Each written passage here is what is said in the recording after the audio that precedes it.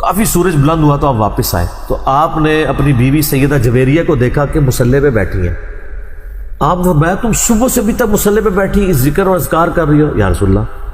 آپ فرمایا تم صبح سے بیٹھی ہو نا، اور میں نے ابھی آ کے 4 کلمات 3 دفعہ پڑھے اور تم سے زیادہ ثواب مجھے مل گیا. یا رسول اللہ مجھے بھی سکھا دے. آپ نے فرمایا سبحان اللہ وبحمدہ عدد خلقہ ورضا نفسہ وزنۃ عرشہ ومداد کلماتہ.